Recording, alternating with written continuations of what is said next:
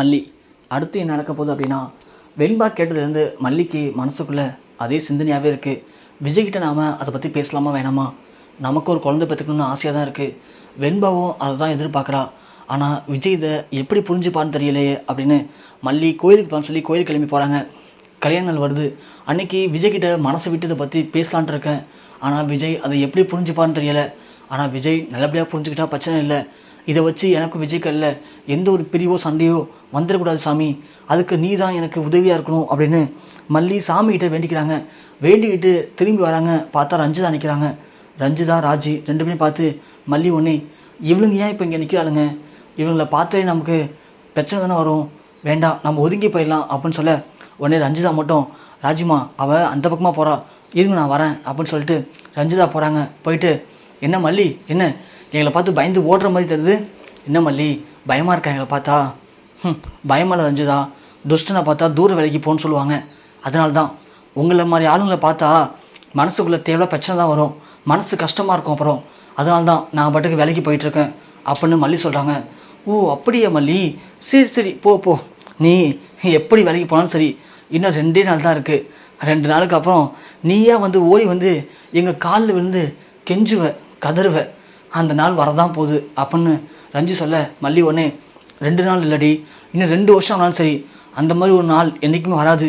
நீ நினச்சிட்டு இருக்கீங்க கெட்டவங்க நினைக்கிறது மட்டும்தான் நடக்கும் அப்படின்ட்டு. இல்லை, கெட்டவளுக்கு ஆண்டவன் நிறையா கொடுப்பான், ஆனால் கடைசியில் கை விட்டுருவான்.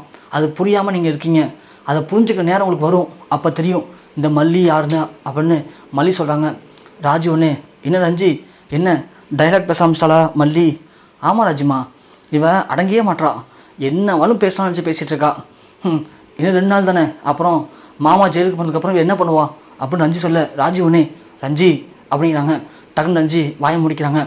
மல்லி ஒன்று, என்ன ஜெயிலுக்கு போயிடுவாரா? ஏன் ஜெயிலுக்கு போகிறார் விஜய் கேட்ட உடனே ராஜி, அப்படி இல்லை மல்லி, 2 நாளில் உங்களை என்ன பண்ண போகிறேன்னு பாருங்கள் அப்படின்னு ரஞ்சிதா சொல்கிறா. 2 நாளுக்கு அப்புறம் உனக்கே புரியும் அப்படின்னு சொல்லிட்டு ராஜி ஒன்று, ரஞ்சிதா கிளம்ப போகலாம் அப்படின்னு அழைச்சிட்டு வந்துடுறாங்க. மல்லிக்கு புரியுது. அப்போ தான் ரஞ்சிதா இதே சொல்ல வந்தாலே, விஜய் ஜெயிலுக்கு போயிடுவான்னு சொல்ல வந்தா.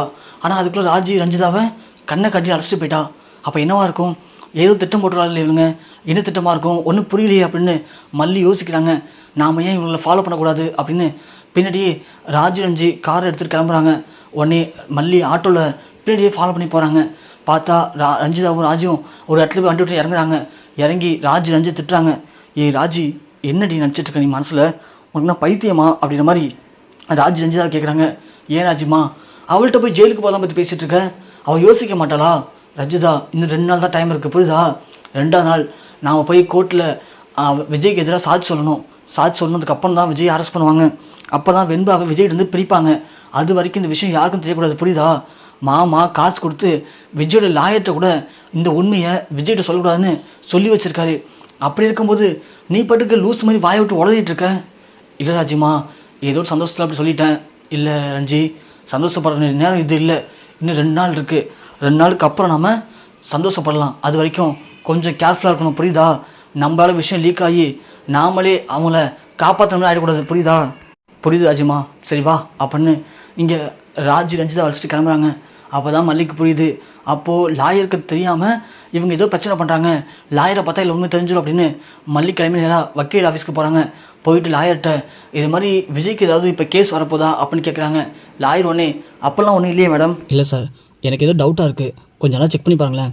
இல்லை மேடம், அதான் சொல்கிறேன்ல, இப்போ ஏதோ விஜய் சாருக்கு கேஸ்லாம் வராது மேடம், நீங்கள் கிளம்புங்க, அதான் பயப்படாதீங்க அப்படின்னு சொல்லவும் உடனே மல்லி யோசிச்சுட்டு வெளியே வராங்க.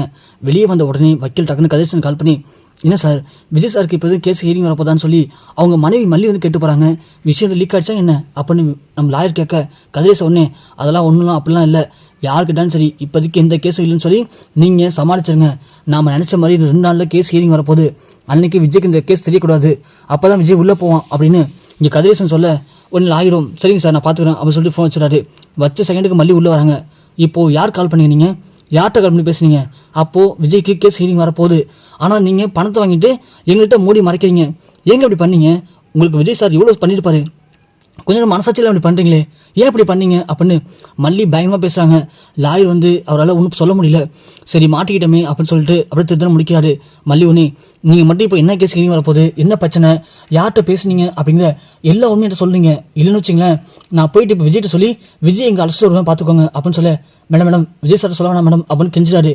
அப்போ உண்மையை சொல்லுங்க அப்படின்னு சொல்லவும் லாயர் வழி இல்லாமல் இந்த மாதிரி கதிர்சன் சார் இப்படிலாம் பிளான் பண்ணி வச்சிருக்காரு அப்படின்னு எல்லா உண்மையும் போட்டு உடைக்கிறாரு லாயரு. அதுக்கடுத்து மல்லி ஒன்று, அடைச்சே அவங்க ஏன் தான் இந்த அளவுக்கு கேவலமாக இருக்கான்னு தெரில, ஆனால் கடைசியில் நீங்கள் அதுக்கு உடனே இருக்குன்னு தெரியும் போது ரொம்ப கஷ்டமாக இருக்குங்க. இப்போது என்ன பண்ணலாம் அப்படின்னு கேட்க லாயர் ஒன்று, இல்லை மேடம் நீங்கள் விஜய் சார்ட்ட சொல்லி அன்றைக்கி விஜய் சாரை கோர்ட்டில் ஆஜராக சொல்லுங்கள், அவர் ஆஜரானாலே போதும், பாதி பிரச்சனை முடிஞ்சிடும், மீதி நம்ம அங்கே பார்த்துக்கலாம் அப்படின்னு சொல்ல, உங்கள் நம்மள மசாஜில் திரும்ப பணத்தை விட்டு ஏமாத்துறீங்களா?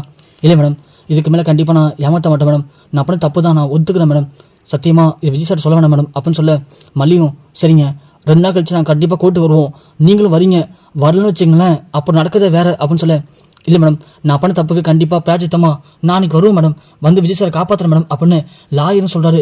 மல்லி ஒன்று, அப்பாடா தலைக்கு வந்த பிரச்சனை தலைப்பட போச்சு, நான் போய் இதை ஒன்று விஜய்ட்டு சொல்லி விஜயை உடனே அலர்ட் ஆக்கணும் அப்படின்னு சொல்லி மல்லி வேக வேகமாக வீட்டுக்கும் ஓடுறாங்க.